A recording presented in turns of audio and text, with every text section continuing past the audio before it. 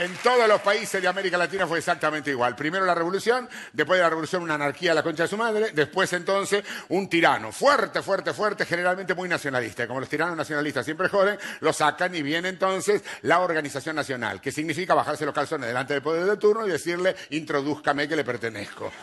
Quiero pertenecer al bloque, o quiero que me ponga al bloque, no se sabe bien cómo es la cosa. Y acá fue exactamente igual. A partir del año 1853, después de la batalla de Caseros, se empieza a organizar un país, y se organiza un modelo de país que te puede gustar o no gustar, pero lo que sí seguro era un modelo muy claro, no este cachivache que venimos soportando hace más de 40 años, no sabemos qué carajo somos. En aquella época se sentaron cimientos, algunos buenos, otros malos, pero el de la educación, por ejemplo, fue inobjetable. Este país fue el país más alfabetizado de toda el área durante más de 170 años, y se lo debe al plan que hizo Domingo Faustino Sarmiento, una persona absolutamente controversial, una persona absolutamente discutible, pero que en eso no se le puede negar. Trajo maestras de todas partes del mundo, abrió escuela hasta el último rincón del país, y así se empezó la educación argentina. Y lo hizo en medio de la barbarie, del quilombo, en el año 1860, sin una sola computadora. Cuando lo comparo con estas pajeras y estos pelotudos que en los consejos de pedagógicos, llenos de computadoras y con la concha de Pestalozzi y la mierda de Piaget, lo único que hicieron fue el sistema educativo que terminó por sumir en la ignorancia y en el desastre y en el analfabetismo a la República Argentina. No tengo más que darle un aplauso a Domingo Faustino Sarmiento porque se lo merece.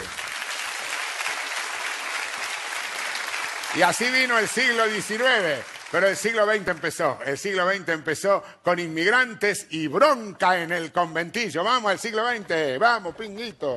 En el siglo XX la Casa de Gobierno está dominada primero por los conservadores. Después empiezan a gobernar los radicales. Primero un radical muy popular como Irigoyen. Después un radical muy conservador como Alvear. Y después vuelve Irigoyen porque la gente lo vuelve a elegir. Pero allá en el 30, cuando Irigoyen lo embalurdaron, no solamente embalurdan a Irigoyen, sino a toda la historia argentina. El 6 de septiembre de 1930, un horroroso golpe militar comandado por el general Uriburu, manda la puta que le parió a la continuidad democrática y nos sumerge en la década infame. La década infame que comienza en los años 30, que es realmente de terror. Una década infame marcada por el fraude político casi permanente, por golpes militares en el medio, por la movilización a tipo dedo de los candidatos que convenían y que no convenían. Todas las provincias argentinas regidas por grandes caudillos que hacían lo que se le cantaba el culo y lo que se le cantaba el culo al extranjero, por supuesto, y la provincia de Buenos Aires siempre dominada por caudillos que protegían la prostitución, el juego y la droga. En eso no hemos cambiado mucho porque nosotros tenemos un gran respeto por las bellezas regionales y queremos respetarlas de alguna manera. Así que cambian los caudillos, pero la misma historia. Te aprietan los huevos, no te dejan hablar en todas partes del mundo, pero de todas formas,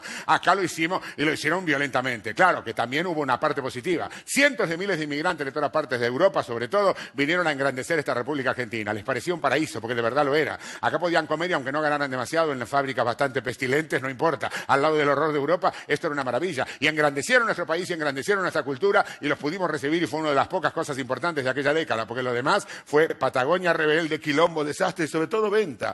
Vendieron el país de una manera asquerosa e inmunda, pero sin vergüenza alguna. Claro, algunos se daban cuenta y algunos legisladores iban al Senado de la Nación y denunciaban las ventas, los mataban a balazos, asesinatos en el Senado de la Nación, crímenes políticos, fraude electoral, desastre, horror, quilombo y dictadura. En el medio de ese quilombo, ya al final de esa década, en el 39, se declara la Segunda Guerra Mundial. ¿Sabe que la Segunda Guerra Mundial era Hitler contra los aliados? ¿De qué lado se pone la Argentina? Del lado de Hitler, como corresponde.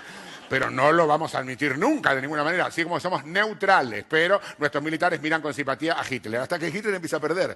Cuando se dan cuenta que Hitler la tiene perdida, ahí nos cambiamos de bando y declaramos la guerra a Hitler cuando faltan 5 minutos para que lo echen. Una vergüenza total y absoluta con una moral recta o el recto de la moral, no se sabe muy bien. Y en el medio de tanto quilombo, ida y vuelta, en el año 43, un golpe militar se apodera del poder y, por supuesto, un militar es nombrado como ministro de Trabajo y Previsión. Es una gran jugada, lo nombran a Perón. Perón es una persona muy inteligente que empieza desde el Ministerio de Trabajo a hacer un montón de cosas importantes, porque se da cuenta que después de la guerra, y cuando termine la guerra, que ya está por terminar, va a venir una explosión industrial. Europa no está en condiciones de asumirla, Estados Unidos tampoco, tiene que ser en estos países. Entonces empieza a darle a los obreros un montón de cosas importantes, porque él se da cuenta que necesitas una clase obrera bien paga y absolutamente desarrollada. Él le empieza a dar todo lo que los socialistas y los radicales no pudieron por democracia, lo empieza a dar por cojones, porque es ministro de un gobierno militar, y les empieza a dar cosas importantes importantes a los obreros van individualizando. Hay un milico que nos ayuda y empiezan a gritar Perón, Perón, Perón. La popularidad de Perón crece, crece y el resto de los militares, con esa percepción psicológica que siempre tuvo nuestros militares, dicen, lo metemos preso y se acabó el quilombo, se va a la mierda. No, no se acabó el quilombo, empezó el quilombo que todavía no terminó, porque evidentemente no hay nada como meter preso a una persona que está ayudando a los pobres salen, aunque sean argentinos, salen evidentemente, y allá en el año 1945, con Perón preso, toda la gente bajó a la Plaza de Mayo sin que el choripán, sin que lo llevara nadie, se lo llevó su deseo, y gritaron Perón, Perón, libertad, Perón, lo tuvieron que dejar libre. Cuando en el año 46 Perón se presenta a elecciones, gana por muerte, y sin ningún tipo de fraude, y cuando gana, empieza a hacer cosas muy importantes para la clase obrera, y con todo lo que tenía el país, porque el país tenía muchas reservas, porque era un país muy rico, con un pueblo bastante pobre, empieza a poner todas esas reservas, en levantar la vida de la clase obrera, que llega a su momento más grande. Evita ayuda mucho con su obra social, y cuando después que Evita se muere, viene la segunda presidencia de Perón, y ahí ya se empieza a resquebrajar el modelo.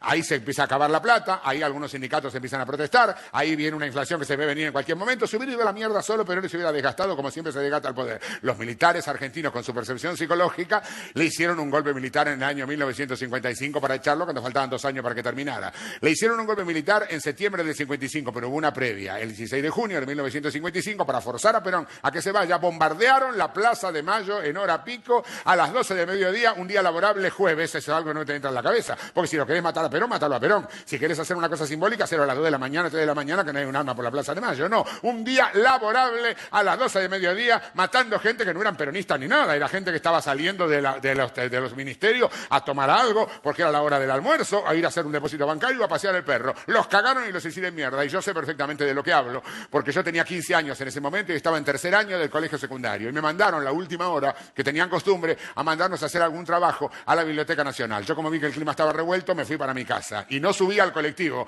el colectivo que después vivo absolutamente bombardeado, en el diario del día siguiente, hecho concha por una de las bombas maravillosas de esas Fuerzas Armadas a la que yo, mi abuelo y mi bisabuelo le habíamos pagado los impuestos. O sea, cagaron a la gente sin saber si era peronista ni nada, pasan a la historia como próceres, la reputa madre que lo parió, y yo estoy vivo, depende de casualidad. Por eso, cuando yo hablo de Dorrego y de Lavalle, son estaciones de subte, pero cuando empiezo a hablar de la historia que yo viví, me viene una rebelión que me nace en los huevos y me hace la permanente en el pelo. Se me enrulan hasta los pelos del orto, y ahí empiezan las preguntas.